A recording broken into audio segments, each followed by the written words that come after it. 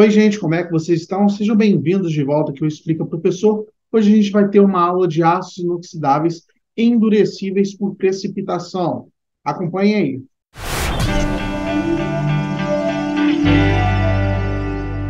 Bom, antes de qualquer coisa, eu gostaria de pedir para você que chegou aqui agora e você também que acompanha o canal, para deixar um like nesse vídeo que me ajuda bastante aqui a continuar a produzir esse conteúdo. Se você ainda não é inscrito no canal, se inscreva e também ative o sininho. Hoje, a gente vai ter aqui uma aula de aços endurecíveis por precipitação. É a nossa última aula dos tipos de aços inoxidáveis que a gente vai ver. Então, os aços que a gente já viu anteriormente foram os aços inoxidáveis martensíticos, os ferríticos, os austeníticos, os duplex, e hoje a gente vai ver os endurecíveis por precipitação, que eles são classificados aqui basicamente em três famílias: os martensíticos, austeníticos e os semi-austeníticos. Então, a gente meio que ali, dentro dessa parte de endurecíveis, a gente tem uma subclassificação que considera ali mais ou menos as classificações anteriores. De uma maneira geral, a gente tem aqui que os martensíticos endurecíveis por precipitação, eles vão combinar aqui, por exemplo, a resistência à corrosão equivalente dos aços austeníticos clássicos. Eu vou ter uma resistência ali tão boa quanto o que eu vi ali, por exemplo, no aço austenítico clássico, que é o 304, como um exemplo, e com as propriedades mecânicas superiores. Então, eu vou garantir aqui que eu vou ter uma propriedade, né, tensão de escoamento, tensão de ruptura superior e a mesma resistência à corrosão. Então, eu vou estar melhorando ali a propriedade mecânica e, além disso, eu vou conseguir manter a resistência à corrosão. Esses aços, inicialmente, eles foram desenvolvidos, inclusive, a partir desses austeníticos, né? Eles foram desenvolvidos do 18,8, né, que é 18 cromo, né, e 8% níquel, que é a parte básica mínima para você ter ali o aço inoxidável austenítico, e no desenvolvimento ali dos aços martensíticos endurecíveis por precipitação, as principais modificações que aconteceram neles foi que eu tive uma redução do teor de níquel. Então, aqui eu reduzi a quantidade de níquel e eu tive aqui uma adição do teor de alguns elementos que formam precipitados, como, por exemplo, o cobre, né, o principal elemento. Né? Mas a gente ainda pode ver que tem outros elementos que são normalmente adicionados, né, para fabricação desse tipo de aço, que é o endurecível por precipitação. Então, como que é obtido esse aço endurecível por precipitação? Primeiro, eu vou realizar um tratamento ali de solubilização. Então, eu vou botar meu aço ali numa temperatura suficiente qual ocorra a solubilização do meu aço para garantir que todos esses compostos, todos esses elementos de liga, né, que eu estou adicionando, os principais, como a gente já tinha visto, era o cobre, mas eu ainda tenho aqui como elemento de liga importante o nióbio, o alumínio.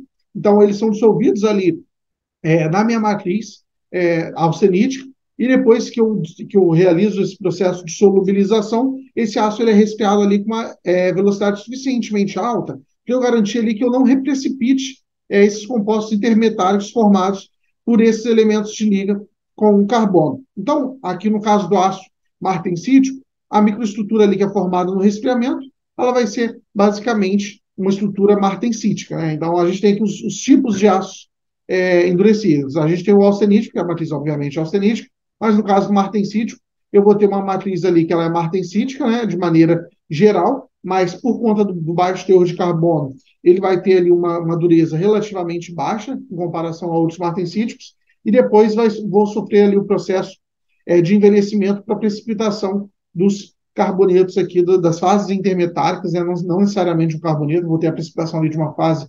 intermetárica, que vai melhorar a dureza do meu material. Né? Então, vamos aqui passar mais uma figura aqui para a gente ver esse gráfico. O que é basicamente o meu tratamento ali térmico de endurecimento por solubilização e envelhecimento? Eu vou solubilizar meu material, depois eu vou resfriar ele rapidamente, para eu não precipitar esses compostos, e depois eu vou realizar aqui um tratamento, uma temperatura intermediária, parece ali, né, meio que um revenido, né, porque eu estou adicionando ele numa temperatura ali acima de 400 graus, 465 graus, 60 minutos, depois eu vou fazer um resfriamento no ar. O que eu obtenho aqui depois que eu faço esse envelhecimento? Né? Esse aqui eu tenho o meu estado solubilizado, ou seja, antes do meu processamento, eu tenho aqui uma resistência de tração de 1030 MPa, limite de escoamento 760 MPa. Depois de envelhecido, ele vai para 1.280 MPa de limite de escoamento e 1.380 MPa de resistência à tração. E a redução de área aqui, ela permanece, ela até melhora um pouco, né? Você vê que eu consigo manter uma elevada tenacidade e aumento ali a resistência do meu material, enquanto eu também elevo a dureza. Então, o que acontece? Quando eu estou adicionando ali essa questão de tempo e temperatura, depois de solubilizado e resfriado rapidamente, eu estou tendo uma condição cinética para que esses compostos ali que eu adicionei, cobre, nióbio, alumínio, ele forme ali pequenos precipitados dispersos na minha matriz, desses compostos termitários que vão aumentar a dureza e vão aumentar a resistência da minha peça. Quando a gente vê aqui a relação de dureza, que é um parâmetro importante para a resistência, eu tenho aqui ó, o efeito do tempo e da temperatura do envelhecimento da dureza do aço 17,4 pH. Aí, aqui, quando eu estou adicionando, por exemplo, 480 graus Celsius, eu vejo que um tempo de envelhecimento aqui, né, vamos tomar como linha um tempo de envelhecimento de 1 hora, eu já cheguei aqui, no caso de 480, eu cheguei no meu pico e já comecei a cair a resistência. Por quê? Porque no primeiro momento eu vou ter um aumento de resistência elevado, mas se eu deixo ele muito tempo ali naquelas temperaturas, eu tendo a reduzir a dureza do meu material, exatamente porque eu tenho ali o que a gente chama de superenvelhecimento. Aqui a gente tem algumas curvas de algumas temperaturas utilizadas e a gente consegue observar que em 1 hora eu já consigo alterar bem a propriedade mecânica, mesmo aqui, ó, 620 graus Celsius e 480 graus Celsius. Eu só tenho que observar qual temperatura eu vou utilizar, para eu garantir ali depois que eu não perca, que eu não precipite alguma fase indesejada, ou ocorra o superenvelhecimento, para eu não perder a propriedade do meu material. E grande parte aqui do endurecimento desses aços, ele vai acontecer ali no meu tratamento de envelhecimento, quando ocorre ali a precipitação na matriz martensítica. Isso aqui, no caso, falando da minha estrutura, quando ela é martensítica. E quais são aqui, em termos de metalurgia e classificação, os principais aços e aplicações que a gente tem nos endurecíveis, por precipitação, né? A gente tem primeiro o exemplo aqui, que ele é o aço também conhecido como XM12, o nome comercial dele aqui é 15,5PH. A gente consegue observar aqui que a quantidade de carbono ela não é muito elevada, porém aqui eu já vou adicionando outros elementos de liga. O principal elemento de liga aqui que eu vou adicionar, apesar de ter outros elementos, é o cobre, né, como elemento de precipitação. Aqui, por exemplo, o 13,8pH, eu tenho a adição de 1% de alumínio. E quando eu vou olhar aqui também a relação entre o nióbio e o tântalo, eu tenho aqui 0,45 e 0,45. Ela é uma quantidade bem pequenininha, só ali para estabilizar e favorecer a precipitação desses compostos. Aqui, por exemplo, o 15,5pH, ele é muito utilizado para a indústria aeronáutica, química, petroquímica, de celulose, onde eu preciso aqui de uma boa resistência à corrosão e alta dureza, né? Por exemplo, correntes, engrenagens, eixos, molas, bombas, válvulas, sistemas de alta pressão. Já o 17,4pH aqui, que ele já tem uma quantidade de 4% aqui de cobre, e ele é parecido ali com 15,5pH, ele vai ter a mesma aplicação que 15,5pH, porém ele vai ter aqui algumas vantagens de ser isento aqui da ferrida delta, é uma fase que é formada, e por não ter essa fase aqui, eu vou ter umas propriedades mecânicas superiores. Já o 13,8pH, que ele tem uma quantidade ali um pouquinho menor de carbono, de cromo, e uma quantidade maior de níquel, além aqui do cobre, além de ter também o alumínio, ele é utilizado aqui para conexões, parafusos e componentes de sistemas hidráulicos de avião. Quais são as propriedades típicas aqui dos aços inoxidáveis martensíticos, solubilizados e envelhecidos? A gente tem aqui a forma de como é realizado o envelhecimento.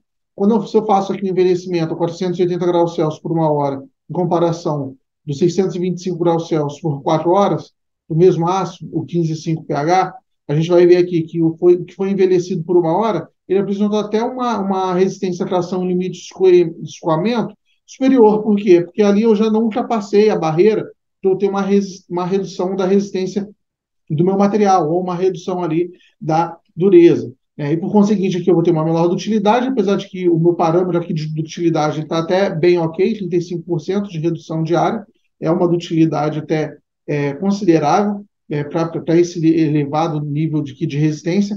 Aqui, no caso do 17,4pH, que foi o outro que a gente viu, que ele é ausente da ferrita delta.